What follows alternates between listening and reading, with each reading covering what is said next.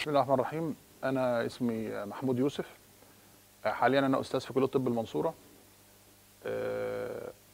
أنا معايا بكالوريوس طب المنصورة سنة 86، وبعدين ماجستير بطنة من طب المنصورة، وماجستير كارديولوجي من كلية طب بنها، ماجستير طب حرج من كلية طب اسكندرية، دكتوراه بطنة من كلية طب المنصورة، وحاليا بعد الدكتوراه قلب أخدت منها الجزء الأول ومسجل رسالة، ومعايا كمان دبلوم إدارة مستشفيات من أكاديمية السادات مدته سنتين. بسم الله الرحمن الرحيم. هنتكلم النهارده على الأوسكالتيشن إن كارديولوجي.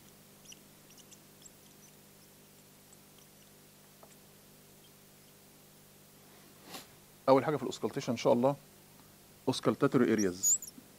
اسمع فين؟ الأوسكالتاتوري أرياز 5. أول مكان اللي احنا بنسميه مجازا الميترال اريا، ودي تمثل الايبكس اللي هي الليفت فيفث انتركوستال سبيس 3.5 انش من الميد لاين. وكنا مسمينها الميترال، ده مش صح.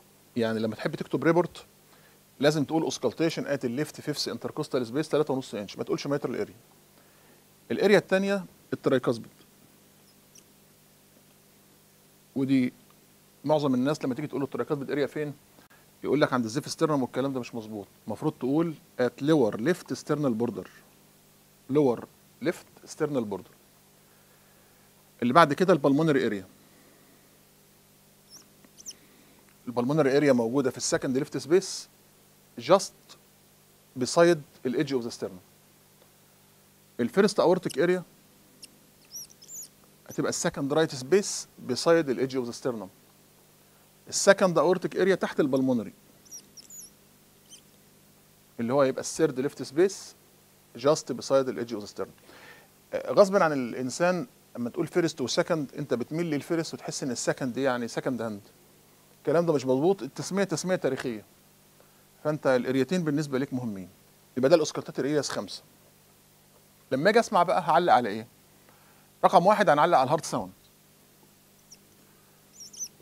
رقم 2 ادد ساوند. رقم 3 الميرمرز. يبقى انا لما اجي اقرا الاوسكالتيشن او اذاكره هيبقى في دماغي 4 عناوين. اول عنوان اوسكالتاتوري ارياز، ده ما ياخدش دقيقه في القرايه. وبعدين الثلاثه الاساسيين الهارت ساوند، الادد ساوند، الميرمر. هنبدا بالهارت ساوند. الهارت ساوند لما تيجي تتقرا نظري كويس الاول وبعدين تطبق على البيشن. يعني اول حاجه هنبدا بها الفيرست ساوند. الفيرست هارت ساوند لما نيجي نتكلم عليها نتكلم رقم 1 على الكومبوننت. الكومبوننت بتاعتها بنشبهها باكتر من حاجه محطوطه على تيبل، محطوط اطباق وكوبايات وحاجات زي كده، وبعدين حد معدي خبطهم فوقعوا ورا بعض. انا وانا قاعد بره بقول ده في حاجه وقعت، ما بقولش الكوبايات وقعت وبعدين المعالق وبعدين، لا، ده هي احداث ورا بعضها ودني بتلقطهم كصوت واحد. فالفيرست هارت ساوند نفس الكلام. مثلا لو تخيلنا ده الهارت، واحنا دلوقتي during systole during diastole. during diastole احنا عارفين ان الاورطه والبلمونري قافلين والميترال والتراكاسبيد فاتحين عشان البلد ينزل. اخر الدايستول الفنترك اتملى بلد، خلصت القصه. الميترال والتراكاسبيد يقفلوا، ادي 1. والهارت يكونتراكت 2 عشان يزق الدم في الاورطه والبلمونري 3. الثلاث احداث دول اللي هم فالفولار اللي هو كلوجر للميترال والتراكاسبيد، ماسكولار كونتراكشن للمصل، فاسكولار رش في بلد في الاورطه والبلمونري، دول هم الكومبوننت بتوع الفيرست هارت ساوند. ولكن انت ودنك بتلقطهم كصوت واحد. ثم السايت نسمع فين؟ يبقى الكومبوننت فاسكولار ماسكولار فاسكولار، احنا بنعرفها في ام في. طبعا الفيرست هارت ساوند انت عارف انها مسموعه على الهارت كله، انما انت لما تحب تعلق هتعلق على الميترال اريا والتراكاسبيد اريا. يبقى اللي عايز يعمل كومنت على الفيرست هارت ساوند يعلق على الميترال والتراكاسبيد. رقم 3 الكاركتر. لو بيتش. لو بيتش يعني اجش زي صوت الرجاله كده. الانتنسيتي، الانتنسيتي عايزين نعرف ايه اللي بيزودها وايه اللي بيقللها. اللي بيزودها الميترال ستينوزس، وده عن طريق 4 ميكانيزم هنقولهم مع الميترال ستينوز ان شاء الله. رقم 2 شورت بي ار انترفال، دي نقولها. البي ار انترفال هي اللي من اول البي ويف، من اول البي لحد بدايه الكومبلكس او الار، دي اسمها بي ار انترفال. زي ما انتم شايفين تشمل البي ويف وتشمل الحته دي اللي هي اسمها بي ار سيجمنت. احنا عندنا في الاي سي جي لما نقول انترفال يبقى تشمل ويف وسيجمنت. الكلام ده يمثل ايه؟ لو انا جيت هنا بصيت على الاس اي نود تطلع منها الامبلس، ركز كده، تاكتيفيت الاتريوم فتعمل بي ويف، وبعدين تمشي عشان تروح للاي في نود، وبعدين البندل اوف هيس عشان تروح للفنتركل. ده الحته دي. فلو انت خدت من اول البي لاول الار ده بيمثل الكوندكشن للامبلس عشان توصل للفنتركل. خلينا فاكرين دي. لو انا جيت بقى ديورنج دايستول، ده فاتح والدم نازل بيملى الفنتركل. على اخر الدايستول الفنتركل بيكون اتملى دم، فالقصب كان عامل كده بيفلوتس على الدم، بيعوم كده، فلما يجي يقفل يمشي مسافه صغيره خالص. يبقى الانسان الطبيعي الدم بيملى الفنتركل فالقصب بيعوم، فلما بيقفل مسافه صغيره فالصوت الهارت ساوند بتطلع. لو انا فرضت ان الفنتركل ما اتملاش دم فالقصب مش هتعوم، هتفضل كده، فلما تيجي تقفل تمشي مسافه طويله فالصوت يعلى. لو فرضنا العكس ان القلب ملا دم كتير فعامت اكتر، لما تيجي تقفل تمشي مسافه صغيره. بالظبط زي ما يكون باب الاوضه فتحه صغيره خدت منه حاجه وقفلته، او هو مفتوح على الاخر ورحت زقه كده يترزع. فهنا لو انت قلت شورت بي ار انترفال، يعني ايه شورت بي ار انترفال؟ يعني التوصيل سريع ما خدش وقت. كون الامبلس نزلت بسرعه من الاتريم للفنتركل معنى كده ان الفنتركل هيبدا يكونتراكت، معنى كده ان ما كانش عنده وقت يملى دم، ده يسطول قصير. لما ما يملاش دم يبقى القصب مش هتعوم فترزع جامد فتبقى اكسنتويتد فيرست. يبقى اللي بيعمل اكسنتويتد فيرست هو الميترال ستينوزس وشورت بي ار انترفال. شورت بي ار لان التوصيل سريع فالفنتركل ما لحقش يملى دم فالقصب ما عمش. اعكسهم بقى يبقى لونج بي ار انترفال وميترال ريجيرج وكالسيفايد ميترال ستينوز. ميترال ريجيرج لان القصب اتدمر فما عادش بيعمل صوت، كالسيفايد اترسب كالسيوم في القصب ما بيتحركش فالفيرست تبقى ضعيفه.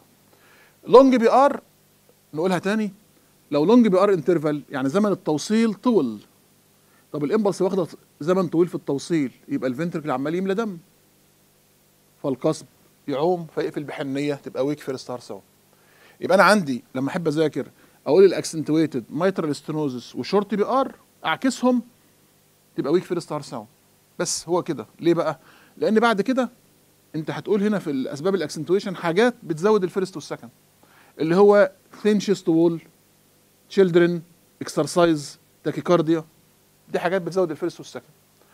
هنا هتحط حاجات بتقلل الفيرست والسكند، اللي هي كانك بتحط حاجز بين السماعه وبين القلب، اللي هي سيكشست وول، امفيزيما، بلورال افيوجن، بريكاردال افيوجن. فيبقى القصه كلها لو انا عرفت دول هجيب دول، وبعدين بقيه الاسباب ثابته في الفيرست والسكند.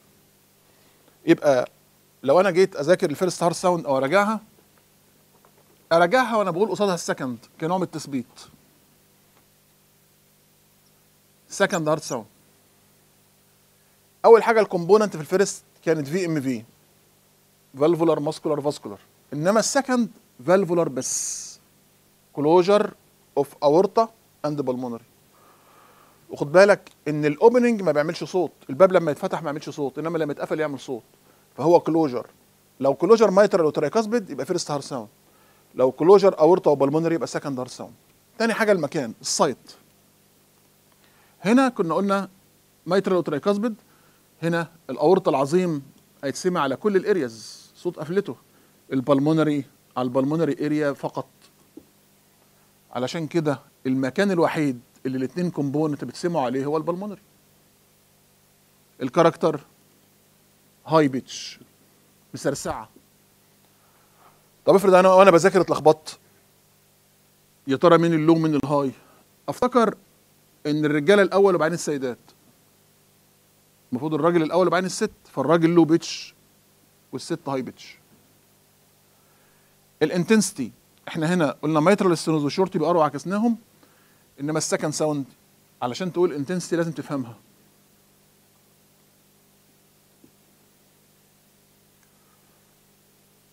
ديورنج السيستول الفنتركل بيكونتراكت، بيعمل بريشر عالي 120 مثلا، فبيزق الدم هنا الاورطه فاتحه.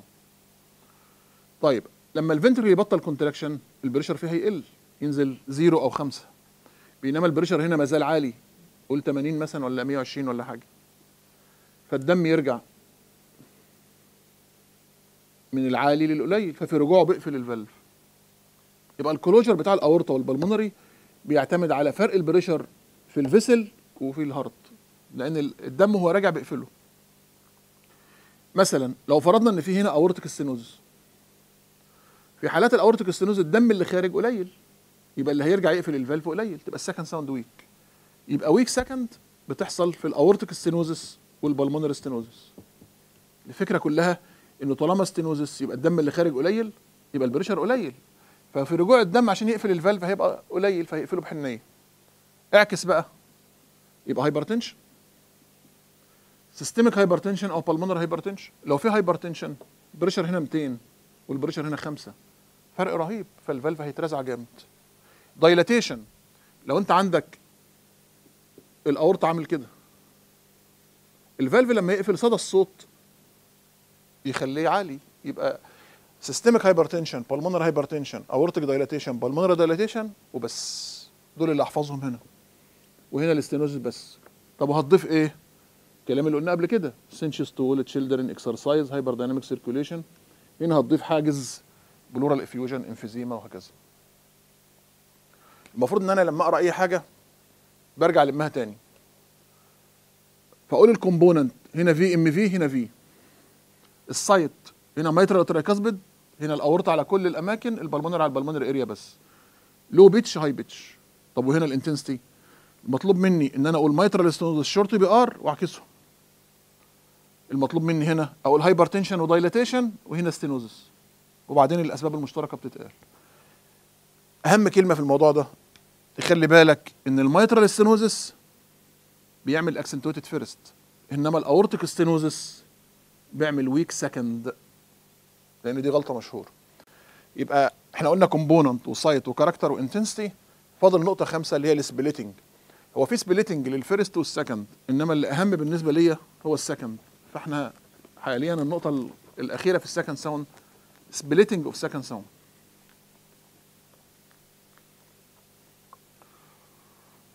لو جينا نتكلم على السبليتنج بتاع السكند ساوند،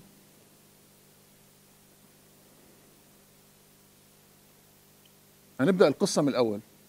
امبلس طالعه من الاس اي نود ونزلت للاي في نود، وبعدين تنزل في البندل اوف هيس، في الرايت بندل وفي الليفت بندل في نفس اللحظه. فلما تنزل في الرايت بندل والليفت بندل في نفس اللحظه، يبقى التو فنتركل جات لهم اشاره الشغل مع بعض، هيبداوا يشتغلوا مع بعض، يبقى ده البدايه، وهيزقوا نفس كميه الدم مع بعض، يبقى ده الشغل، يبقى البدايه واحده والشغل واحد. لو كانوا متساويين في القوه كانوا يخلصوا مع بعض، انما الليفت فنتركل اقوى من الرايت، فهيخلص الاول، فيخلص الدم اللي زقه الاول، فالاورطه يقفل، وبعدين الرايت يخلص، فالبلمونري يقفل. فنورمالي الاورطه بيقفل وبعدين البلمونري، بس انت ودنك بتلقطهم صوت واحد اسمه السكند ساوند. طيب عشان نفهمها، ايه رايك لو الاورطه قفل في مكانه والبلمونري اتاخر؟ البلمونري لما يتاخر ودني تلقطهم صوتين، ده اسمه وايد سبليتنج. فلما حد يقول لك كلمه وايد سبليتنج قول بالمونري، خلاص البلمونري اتاخر. طب هو اتاخر ليه؟ ليه البلمونري اتاخر عن الطبيعي في القفل؟ رقم واحد، انت قلت ان الاشاره بتجيلهم هما الاثنين بيبداوا مع بعض. ايه رايك لو الاشاره اتاخرت، الكهرباء اتاخرت؟ يعني ايه؟ يعني واحد عنده رايت باندل برانش بلوك، فالامبلس هتنزل للليفت ويبدا يشتغل، وبعدين تعدي بقى من السبتم تروح للرايت، فالرايت اتاخر في البدايه فهيتاخر في النهايه، يبقى كهربته متاخره اللي هي رايت باندل برانش بلوك. رقم 2، انت قلت ان هم بيزقوا نفس الدم، ايه رايك لو في دم كتير جاي الناحيه دي، يعني عنده اي اس دي او في اس دي، فالدم اللي في الشمال جه في اليمين، يبقى شغل اليمين اكتر، يبقى جاي له دم اكتر فيتاخر في القفل. رقم 3، لو سكته ضيقه، ايه رايك لو عنده بالمونر ستينوزس، هل هيزق نفس كميه الدم في نفس الزمن؟ هياخد وقت اطول. علشان كده اللي بيذاكر يقول الوايد سبليتنج بالمونري. بالمونري اتاخر ليه؟ 3 كلمات: كهربته متاخره، جاله دم كتير، سكته ضيقه. ده اسمه وايد سبليتنج. تعالى نعكس كده، ايه رايك لو البلمونري قفل والاورطه المره دي هو اللي اتاخر لدرجه انه جه بعد البلمونري؟ ده عكس الطبيعي، فنقول عليه ريفيرسد سبليتنج او بارادوكسيكال سبليتنج. لو حد قال كلمه ريفيرس سبليتنج انا هقول اورطه. احنا كنا بنقول وايد سبليتنج نقول بالمونري، الريفيرس تقول اورطه. ماله الاورطه؟ اتاخر في القفل. اتاخر ليه؟ نفس الكلام، كهربته متاخره بس يبقى ليفت باندل بقى، جاي له دم كتير يبقى بيتا اندكتس، او سكته ضيقه اورتيك ستينوز. فالسبليتنج هم 3 كلمات: كهربته متاخره، جاي له دم كتير، سكته ضيقه. دول احفظهم. وبعدين لو كان وايد سبليتنج يبقى انت بتتكلم على البلمونري على الرايت، لو كان ريفرس سبليتنج يبقى انت بتتكلم على الاورطه او الليفت سايد. طيب كلينيكال بقى، انا كلينيكال هسمع السبليتنج على البلمونري اريا لان الاورطه بتسمع عليها والبلمونري عليها. الانسان الطبيعي بسمع لب ضب، فيرست ساوند سكند ساوند. في حاله السبليتنج بسمع لب ضرب. يبقى اللي عايز يسمع سبليتنج يهمل الفيرست ويركز على السكند ضرب. السؤال بقى، دي اورطه وبعدين بالمونري يعني وايد، ولا ده بالمونري وبعدين اورطه يعني ريفرسد؟ ودني مش هتعرف، ما تعرفش تفرق. افرق ازاي بين الوايد والريفرسد؟ اقول للعيان خد نفس انسبيريشن، مع الانسبيريشن الشيست يبقى نيجاتيف فالفينوس ريتيرن بيزيد، يبقى انت كده كترت الشغل بتاع الرايت سايد فالبلمونري يتاخر. يبقى اي انسان طبيعي بياخد نفس بيأخر البلمونري. تعالى هنا بقى قول لي ده ياخد نفس اللي هو الوايد، البلمونري هيتاخر يبقى السبليتنج زاد. ده لو خد نفس البلمونري هيتاخر، السبليتنج يقل او يختفي. فالوايد بيبقى مور وايد، انما المقلوب بتعدل، الريفرسد بيختفي. يبقى احنا قلنا فيرست ساوند وسكند ساوند، كومبوننت، السايت، الكاركتر، الانتنسيتي، وبعدين خدنا السبليتنج بتاع السكند لخصناه في 3 كلمات: كهربته متاخره، جاي له دم كتير، سكته ضيقه. فاضل الثيرد ساوند والفورث ساوند. اللي بيسرح وهو بيذاكر يقول لنفسه اول حاجه قلتها اوسكالتاتوري ارياز 5، وبعدين بدات اتكلم على الهارد ساوند، وفاضل لي الادد ساوند والمرمر. الهارد ساوند في ثيرد ساوند وفي فورث ساوند. ديورنج دايستول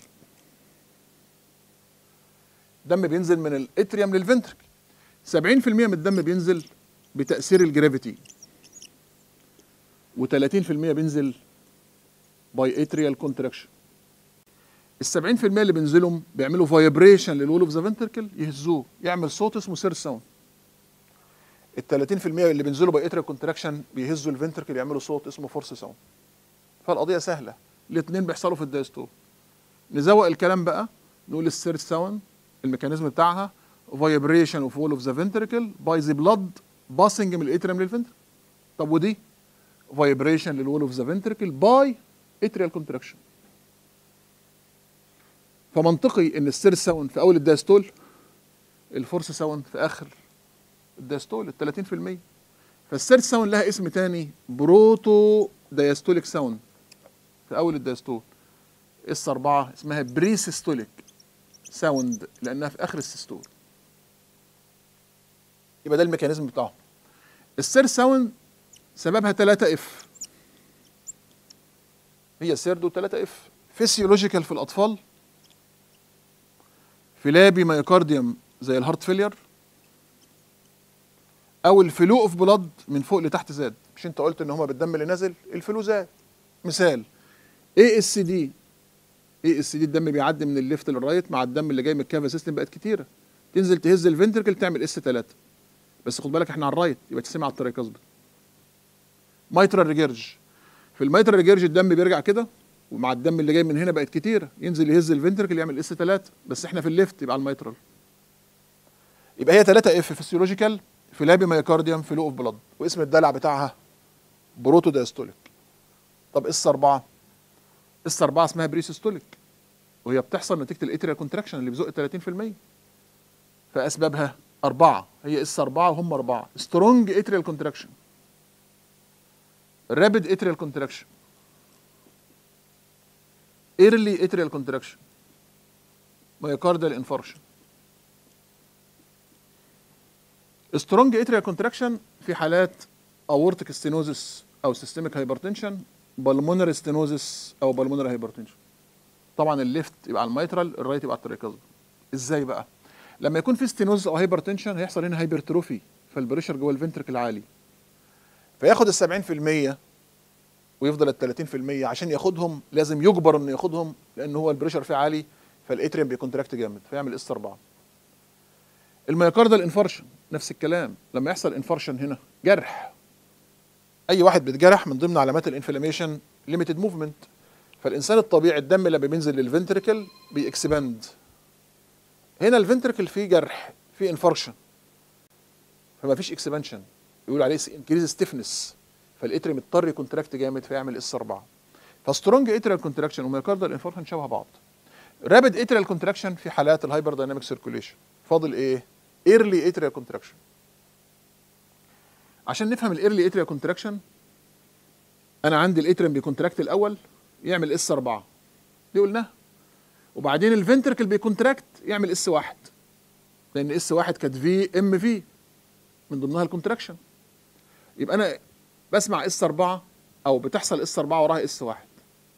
لاحظوا ان في اسباب اس 3 كان في فيسيولوجيكال، اسباب اس 4 ما قلناش فيسيولوجيكال، ما بتسمعش نورمالي.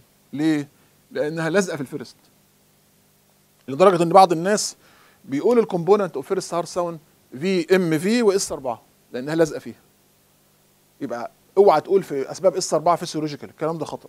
طيب نركز كده، ايه رايك لو الامبلس طلعت من الاس اي نود اكتيفيت الاتريوم كونتراكت فعمل اس 4؟ المفروض بقى تنزل للفنتركل. ايه رايك لو هي خدت مسافه طويله على ما توصل للفنتركل؟ ايه مسافه طويله دي؟ لونج بي ار انترفال، ما احنا لسه قايلينها. فالفنتركل بدا يشتغل متاخر فعمل اس 1، شبه السبليتنج كده. فاس 4 حصلت وبعدين اس 1، فتسمع دي وتسمع دي، فدي اسمها لونج بي ار انترفال. احنا قلناها ايرلي اتريال كونتراكشن عشان القافيه بس، سترونج اتريال، رابيد اتريال، ايرلي اتريال. انما الحقيقه هو الاتريوم كونتراكت في مكانه والفنتركل هو اللي اتاخر. فايرلي اتريال كونتراكشن ده في لونج بي ار انترفال.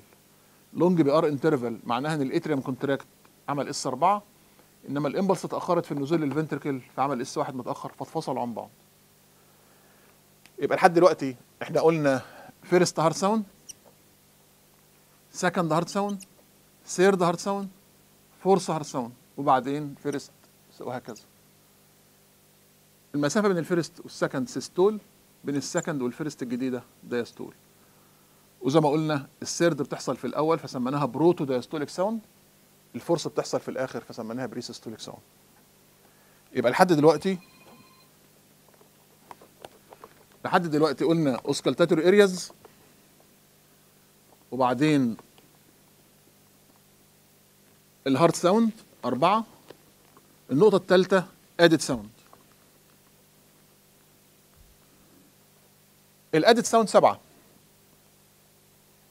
نقسمهم اتنينات. اول اتنين احنا قلنا ان لو في باب بيفتح المفروض ما بيعملش صوت، انما لو بيقفل بيعمل صوت. طب ايه رايك لو الباب ده ما تزيدش يبقى المده، لما بيتفتح بيزيق بيعمل صوت. فالاتنين دول فالف ضيق وفتح. لو هذا الفالف مايترال او ترايكاسبيد هنسمي الصوت اوبننج سناب، انما لو كان الفالف اورطه وبالمونري هنسمي الصوت ايجكشن كليك. يبقى اول اتنين ادد ساوند اوبننج سناب وايجكشن كليك. فالاوبننج سناب اسبابها مايترال ستينوزس، ترايكاسبيد ستينوزس، انما الايجكشن كليك اورتيك ستينوزس، بالمونري ستينوزس. سهله، ده مايترال ده دول بيفتحهم دايستول يبقى هذا الصوت دايستوليك، انما دول بيفتحوا سيستول يبقى هذا الصوت سيستوليك. الزياده بس ان الاوبننج سناب لازم يكون الاستينوزس ده اورجانيك، انما الايجيشن كليك الاستينوزس اورجانيك او فانكشنال زي ما هنقول كمان شويه. يبقى اول اتنين ادت ساوند فالف ضيق وفتح، لو هذا الفالف جوه الهارت تبقى اوبننج سناب ويبقى اسمه مايترال ستينوز تراكاز بالستينوز. لو الفالف اللي بره الهارت اللي هو الاورطه والبلمونري يبقى صوت اسمه ايجكشن كليك. الاثنين ادت ساوند اللي جايين اتنين بريكارديال، الاثنين الاولانيين كانوا فالف ضيق وفتح، الاثنين اللي جايين بريكارديال رب. ده في حالات الدراي بريكاردايتس نتيجه احتكاك البرايتال والفيسرال لاير. البريكارديال نوك يعني حد قرع خبط على حد. في الانسان الطبيعي احنا بنقول الفنتركل بينزل له الدم بيدايليت، ياخد 70% ويدايليت عشان ياخد 30، فالبريكارديوم بيدايليت معاه. لو البريكارديوم ريجيد وفايبروزد الفنتركل هيجي يدايليت هيقوم خبط فيه، فالفنتركل خبط على البريكارديوم فنسميها بريكارديال نوك في حالات الكونستريكتيف بريكاردايتس. يبقى البريكارديال رب دراي بريكاردايتس، البريكارديال نوك كونستريكتيف بريكاردايتس. اول اتنين فالف ضيق وفتح، تاني اتنين بريكارديوم، ثم الاثنين اللي بعد كده ميد سيستوليك كليك وتيومر بلوب. كليك وبلوب. الميد سيستوليك كليك احنا عندنا الميترال القصب عامله كده، بتفتح كده ديورنج دايستول وتقفل ديورنج سيستول. لو فرضنا انها بعد ما قفلت ديورنج سيستول في قصب منها عمل كده، ده اسمه برولابس، والحركه دي تعمل صوت نسميه ميد سيستوليك كليك. فالميد سيستوليك كليك بيحصل في حالات الميترال فالف برولابس. التيومر بلوب اتوصف في الليفت اتريال مجزومه، تيومر طالع في الليفت اتريوم وله بيديكل، والبيديكل مش ستيف، فمع حركه الدم بيتحرك فبيدعوا انه بيعمل صوت بنسميه تيومر بلوب. الادت ساوند 7، 2 فالف ضيق وفتح، و2 بريكارديوم، و2 كليك وبلوب، وسابع حاجه الجالوب. يبقى ادت ساوند 7. ناخد الجالوب اللي هو رقم 7. المفروض نورمالي انا بسمع فيرست ساوند وسكند ساوند، خبطه الثانيه. طب لو سمعت 3 اسميه تريبل ريزم لان هما 3. طب لو ال3 مع تاكيكارديا يبقى ده جالوب. فالجالوب هو 3 ساوند بير سايكل في وجود تاكيكارديا سيميوليتنج رانينج هورس، مع ملاحظه ان لفظ جالوب لو اتقال يبقى هارت فيلير، يبقى جالوب بيتقال في الهارت فيلير، والجالوب معناه 3 ساوند في وجود تاكيكارديا سيميوليتنج رانينج هورس. طيب لو انا سمعت في عيان 3 ساوند هقول لنفسي انا سامع ايه؟ انا سامع فيرست وسامع سكند وسامع حاجه ثالثه. ايه الحاجه الثالثه دي؟ مثلا سيرد ساوند يبقى اسمها بروتو داستوليك ساوند. طب مثلا فورس ساوند يبقى اسمها بريسيستوليك ساوند، وهكذا. طب نفس الثلاثه دول بس في وجود تاكيكاردي بقت شبه الراننج هورس، هسميه جالوب بقى. فالفرق بين التريبل ريزم والجالوب هو وجود التاكيكارديا سيميوليتنج راننج هورس. فبعض الناس يقول لك قول لي انواع الجالوب. والله في حالات الجالوب اللي هي الهارت فيلير انت سامع فيرست وسكند و بروتو دايستوليك، ما تقولش ساوند بقى، قول جالوب، او بري سيستوليك جالوب. ايه اسباب البروتو دايستوليك جالوب؟ نفس اسباب السير ساوند.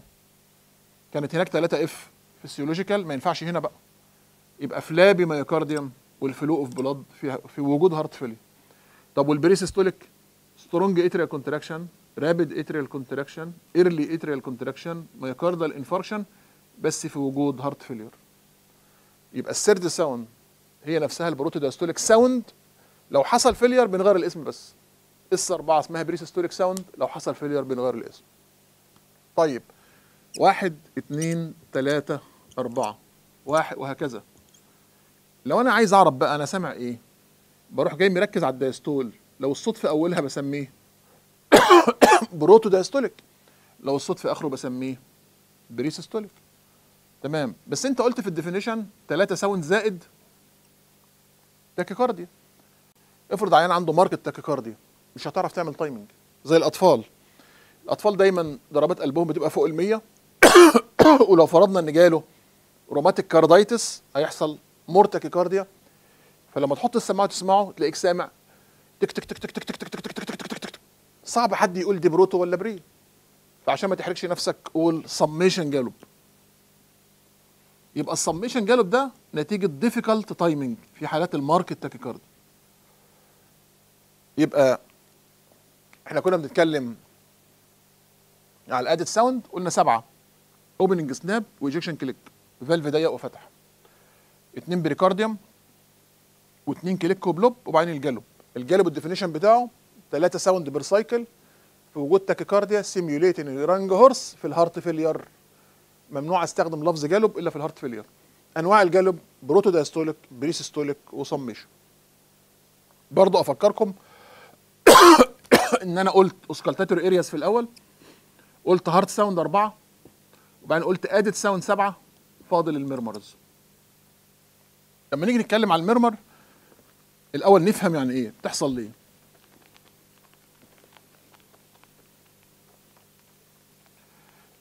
نورمالي الدم اللي ماشي في البلاد فيسل ماشي في طبقات متوازيه، نقول عليها ستريم لاين. ستريم لاين علشان كده ما بتسمعلوش صوت، زي ميه النيل. لو حصل تيربلنس اوف بلاد زي موج البحر هتسمع صوت. فالميرمر نتيجه تيربلنس اوف بلاد. ليه؟ رقم 1 عدى من حته ستينوتك، ستينوزس، دم معدي من حته ضيقه، اول ما بيعدي منها بيحصل تيربلنس يبقى ميرمر. 2 ريجيرج، المفروض لما الفالف يقفل الدم يبقى في اتجاه واحد ما يرجعش. طب لو في ريجيرج هيرجع يعمل تيربلنس يبقى ريجيرج. رقم 3 شنط، لو في شنط بين مكانين الدم هيعدي من البريشر العالي للبريشر القليل يعمل تيربلنس يعمل ميرمر. يبقى باثوجينيسيس اوف ميرمر، تيربلنس اوف بلاد، نتيجه 1 ستينوزس، 2 ريجيرج، 3 شنط. وخلي بالك الثلاثه دول اسمهم اورجانيك ميرمر، لان في مشكله في الفالف، ستينوزس ريجيرج كده. انما رقم 4 انكريز بلاد فلو اكروس نورمال فالف. نورمال فالف، الفالف اتظلم، باب بيعدي منه شخص او شخصين ما تسمع صوتهم، انما لو الباب ده بيعدي منه 50 واحد في وقت واحد هنقول ان هم بيتزاحموا وبيزقوا بعض وبيضربوا بعض وبيهيصهم، فنقول ده الباب ضيق بالنسبه لهم. فانكريز بلاد فلو اكروس نورمال فالف، دم كتير معدي من فالف هيعمل صوت، فهسمع ميرمر، هقول ده الفالف ده فيه مشكله، هعمل ايكو يطلع طبيعي، ارجع في كلامي اقول لا ده فانكشنال ميرمر. زيها انكريز فيلوسيتي اوف بلاد، واحده عندها انيميا بتحط السماعه على الهارت، سمعت ميرمر، قبل ما تتسرع وتقول لها انت عندك مشكله في القلب اعمل ايكو، لان ده فانكشنال ميرمر نتيجه زياده فيلوسيتي اوف بلاد. 6 دايلاتيشن ديستال لفالف، لو انا افترضت ان الهارت كده اهو والاورطه كده الدم بيخرج ستريم لاين، طب ايه رايك لو في دايلاتيشن ديستال للفالف كده؟ كل ما الدم يخرج ديورنج سيستول هيعمل تيربلنس، فانت هتسمع سيستوليك ميرمر، هتشخص اورتيك ستينوزس. لما تعمل ايكو تلاقي الفالف نورمال، فترجع في كلامك تقول ده انا ظلمت الفالف، ده هذا الميرمر فانكشن. فانت عندك الوقت ستينوزس وريجيرج وشنط دول اورجانيك. انكريز بلاد فلو اكروس فالف، انكريز فيلوسيتي اوف بلاد، دايلاتيشن ديستال فالف، ده فانكشنال. ده اللفظ اللي انا قلته في الاوبننج سناب والايجكشن كليك. لاحظ انه وانت بتذاكر بقى ما تقولش ما الدايلاتيشن اورجانيك، قلت ليه فانكشنال؟ انا بقول فانكشنال او اورجانيك عشان الفالف، هل الفالف فيه مشكله ولا لا؟ يبقى اول حاجه في الميرمر الباثوجينيسيس، تيربلنس اوف بلاد نتيجه 3 اورجانيك و3 فانكشن. طيب لو انا سمعت ميرمر، توقعي لما اجي اعمل كومنت عليه اعلق على ايه؟ طبعا شيء منطقي، هتعلق انت سامعه فين؟ يبقى السايت. وبيبروباجيت لمين؟ يبقى البروباجيشن. فور اكزامبل الميتر ريجيرج بتسمع على الايبكس ويروح الاكزيل، ده 2. وبعدين التايمنج، هذا الميرمر سيستوليك ولا دايستوليك ولا كونتينوس؟ انتوا عارفين ان فيرست سكند فيرست سكند ده سيستول وده دايستول. السيستوليك ميرمر هتسمعه في السيستول، الدايستوليك في الدايستول. لو سمعت واحد هنا وواحد هنا تقول سيستوليك اند دايستوليك، يبقى في ميرمر هنا وميرمر هنا، السكند مسموعه والفيرست مسموعه. انما لو في ميرمر في السيستول ومغطي السكند وواصل الدايستول ده اسمه كونتينوس. يبقى ناخد بالي لما اسمع ميرمر طويل والسكند مش مسموعه اسمه كونتينوس، وده بيشغل سيستول ودايستول. انما لو سمعت ميرمر ثم السكند ثم ميرمر ما تقولش كونتينوس، قول سيستوليك اند دايستوليك. ده التايمنج. الكاركتر دي بتيجي من كل ديزيز بقى، هارش ولا سوفت، انما بصفه عامه معظم الاورجانيك ميرمر هارش ومعظم الفانكشنال ميرمر سوفت، يبقى هارش ولا سوفت. واحد السايت، اتنين بروباجيشن، التايمنج، الكاركتر، وبعدين البوزيشن والريسبيريشن. دي ثابته. كل الميترال ميرمر بتزيد لما العيان ينام ليفت لاترال بوزيشن، وكل الاورتيك ميرمر الاورطه العظيم يبقى انا انحني له، يبقى اون ليننج فورورد.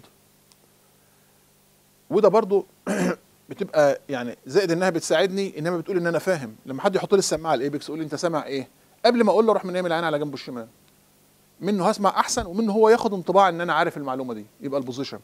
الريسبيريشن لسه قايلينها، كل الميرمر اوف رايت سايد تزيد باي انسبيريشن عشان النيجاتيف بريشر والدم كتير. ده اسمه كارفيلو ساين. يبقى ما هو الكارفيلو ساين؟ ان الميرمر بتاع الرايت سايد بيزيد باي انسبيريشن عشان الفينوس تيرن زاد. الليفت سايد بيزيد باي اكسبيريشن. ليه؟ لان الشيست يبقى بوزيتيف، بيحصل سكويزنج لللنج، بيرجع دم كتير للليفت. فسي ان انا بقول لك كومنت اون الميرمر بتاع الميترال ستينوزس وانا ما اعرفش حاجه، هقول لنفس الميترال ده ضيق وهو شمال، يبقى البوزيشن بتاعه ليفت لاترال والريسبيريشن اكسبيريشن. خدت نقطتين. استينوزس، اسال نفسي الاستينوز يبان والفالف فاتح ولا هو قافل؟ يبقى هو فاتح. الميترال بيفتح دايستول يبقى دايستوليك ميرمر، يبقى انا جبت 3 نقط من 6. بتسمع فين؟ اسمه ميترال يبقى ميترال اريا، يبقى 4. يبقى الكلام سهل ان الواحد يعني يتصرف فيه. السايت بروباجيشن، التايمنج، الكاركتر، بوزيشن، ريسبيريشن، كده 6 منهم 2 ثابتين. رقم 7 الانتنسيتي اللي هو بيقسمها جريد 1 لحد 6 أو 7 على حسب انت بتسمعها بسماعه كويسه في حته كويسه ولا لا. ودي مش منطقيه بالنسبه للودن العاديه، انما جريد 1 2 3 4 وهكذا. لو حسيت سريل بايدك يبقى هذا الميرمر جريد اكتر من 3. السريل والميرمر حاجه واحده، بس الميرمر مسموع والسريل محسوس. طب ايه ازاي افرق بين سريل وبلسيشن؟ البلسيشن خبطه وخلاص، انما السريل زي الفايبريشن بتاع الموبايل، لو انت عملت الموبايل بتاعك فايبريشن وضرب وهو في جيبك ده السريل. فيبقى لو حسيت سريل اعرف ان الميرمر اكتر من جريد 3. الميرمر اول حاجه الميكانيزم تيربلنس اوف بلاد نتيجه 6 حاجات. الكومنت عليه 6 حاجات والسبعه هي الانتنسيتي. اخر حاجه ديفرنشال دايجنوز اوف ميرمر. انا رايي ان اللي انا اقولها دلوقتي ولا انت تذاكرها دلوقتي، وانما كل ميرمر يتذاكر في مكانه، لانه ما ينفعش ابقى لسه بادئ كارديولوجي واقوم جايب الميرمر حافظها كلها، ما ينفعش. كل ميرمر في وقته زي ما هنعمل بعد كده. المفروض ان انا في اخر اي قعده بقول لنفسي انا ذاكرت ايه. احنا النهارده قلنا الاوسكالتيشن، المفروض في اي اخر قعده تعمل انت كده. اول حاجه اوسكالتاتوري ارياز كانوا 5، مايترال وترايكاسبيد وبالمونري وفيرست اورتيك وسكند اورتيك. تاني حاجه نعلق على الهارت ساوند. الفيرست ساوند الفي ام في، السكند ساوند في بس، والسبليتنج كان كهرباء متاخره دم كتير وسكته ضيقه.